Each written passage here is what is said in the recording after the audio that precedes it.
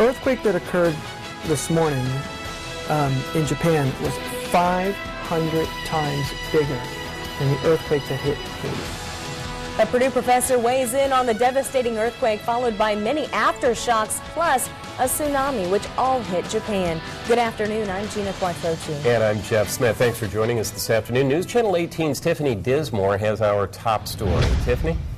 Jeff, Gina, Purdue Associate Professor of Earth and Atmospheric Sciences Andy Freed has traveled the world studying earthquakes, including spending a lot of time in Haiti studying the 7-magnitude earthquake that struck last year. Now, I asked him how the 8.9 magnitude earthquake in Japan today compares to others in history. Freed says this is probably the 4th largest earthquake ever recorded and definitely Japan's largest. To put this into perspective, he says today's earthquake is about 500 times the earthquake in Haiti last year, but it won't have the same effects.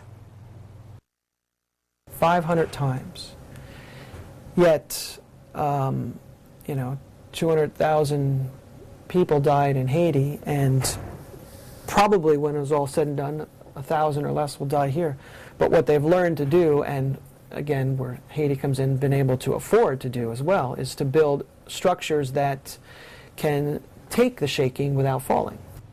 Freed says the earthquake in Haiti occurred in a heavily populated area, while today's earthquake was off the coast of Japan. Almost exactly a year ago, Freed was in Japan working with earthquake researchers. He says he's tried to contact them to see if they're okay, but hasn't heard back. Coming up on News Channel 18 at 6, Freed will explain how the earthquake and the tsunami happened, and another Purdue professor who lived in Japan for 3 years will describe what his friends still living in Japan told him they felt and saw today. Tiffany Dismore, News Channel 18.